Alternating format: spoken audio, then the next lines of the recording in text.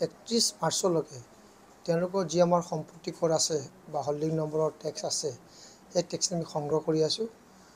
বহুতো সদাশয় ব্যক্তি আমাৰ আহ্বান মৰ্মে তেওঁলোকৰ যি কৰ সুন্দৰভাৱে দি আছে তেখেতক আমি ধন্যবাদ জ্ঞাপন কৰিছোঁ। আৰু এই কৰ সংগ্ৰহ কৰি থকাৰ সময়তে আমাৰ কিছু ব্যক্তিৰ আমাৰ লগত যোগাযোগ হৈছিল। তেওঁলোকে কৈছিলে যে তেওঁলোকে বিভিন্ন কাৰণত কাৰোবাৰ শাৰীৰিক অসুস্থতাৰ কাৰণে বা কোনোবা গুৱাহাটীৰ পৰা বাহিৰত থকাৰ কাৰণে বা কাৰোবাৰ পঢ়া শুনাৰ ক্ষেত্ৰতে হওক যে এই GMC কোৰটো প্ৰায় 7 বছৰ 8 বছৰ দিব পৰা নাই।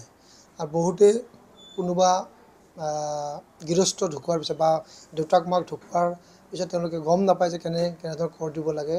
তো সেইকাৰণে আমি এটা সিদ্ধান্ত গ্ৰহণ কৰিছোঁ আজি যে যিসকলৰ 3 বছৰতকৈ অধিক বাকায়া আছে বা দিবলগীয়া আছে তেওঁলোকৰ যিখিনি পইচা হৈছে সৰ্বমুঠ সেই সৰ্বমুঠৰ পৰা 50% যি কৰ আছে সেই কৰ অহা 29, 30, 31 মাৰ্চৰ ভিতৰলৈ তেওঁলোকে 50% কৰ আমাৰ ইয়াতে দিব পাৰিব প্ৰথম কিস্তি হিচাপে। আৰু দ্বিতীয় কিস্তি অহা জুন মাহৰ ভিতৰত 30 জুনৰ ভিতৰত তেওঁলোকে আমাৰ যি পেনাল্টি লয় সেই পেনাল্টিৰ সৈতে তেওঁলোকে জুন মাহৰ ভিতৰত দিব পাৰিব।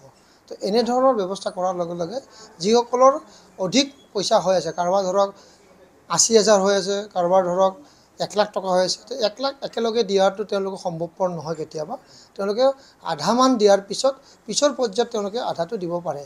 তো সেইধৰণে এনেধৰণৰ আমি এটা চিন্তা চৰ্চা কৰিছোঁ যে গুৱাহাটীবাসী ৰাইজৰ যিসকলৰ অনাদায় আছে সেই অনাদায়সমূহ 50% দি হ'লেও পৰৱৰ্তী সময়ত আৰু যে 50% দি দিয়ে তো নিশ্চয়কৈ গুৱাহাটী পৌৰ নিগমৰো কৰখিনি উঠি যাব।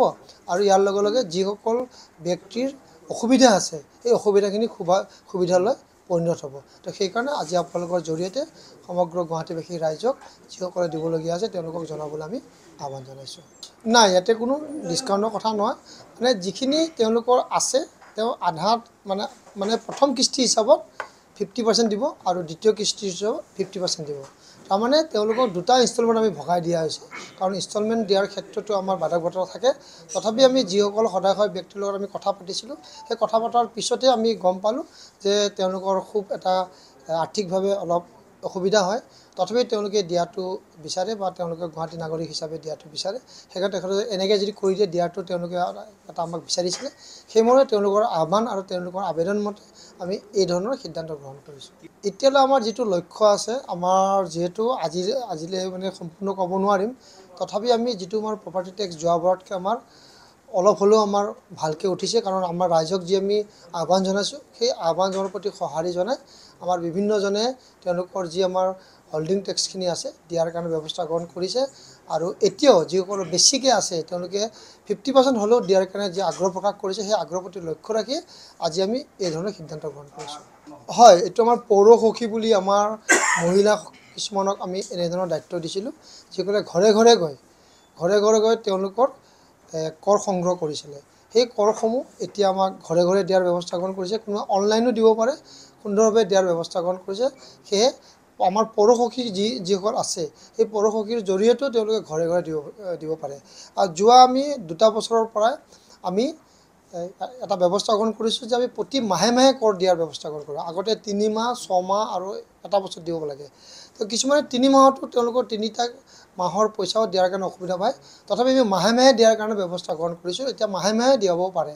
সেইটো কৰা দিলে তো নিশ্চয়কৈ তেওঁলোকৰ কৰখিনি কমি থাকিব আৰু নিয়মিত দিয়াৰ কাৰণে ব্যৱস্থা গ্ৰহণ কৰিব। NGO তুলি আছে তেওঁলোকে জানে। আৰু আগন্তুক দিনত আমি NGO সকলৰ ওপৰত আৰু আমি বেলেগ ধৰণৰ আমি চিন্তা চৰ্চা কৰিছোঁ। মাননীয় মন্ত্ৰী মহোদয়ৰ লগত আমাৰ কথা হৈছে। সেই মিটিঙতে মন্ত্ৰী মহোদয়েও তেওঁলোকৰ লগত বহি এক বিশেষ যোজনা গ্ৰহণ কৰি এই জাবৰ সংগ্ৰহ কৰাৰ ক্ষেত্ৰত ব্যৱস্থা গ্ৰহণ কৰিব। সেয়া আমাৰ আহ্বানসমূহ মই এতিয়াই ক'লোঁ যে আমাৰ আহ্বান মৰ্মে গুৱাহাটীবাসী ৰাইজে সকলোৱে সঁহাৰি জনাইছে। নিশ্চয়কৈ যোৱাবাৰতকৈ আমি অধিক পাবলৈ আমি সক্ষম হৈছোঁ। আমি আৰু যিখিনি বাকায়া আছে বা পাবলগীয়া আছে তেওঁলোককো আমি অনুৰোধ কৰিছোঁ যে তেওঁলোকৰ যিখিনি দিবলগীয়া আছে সেইখিনি যেন আমাকো দি দিয়ে।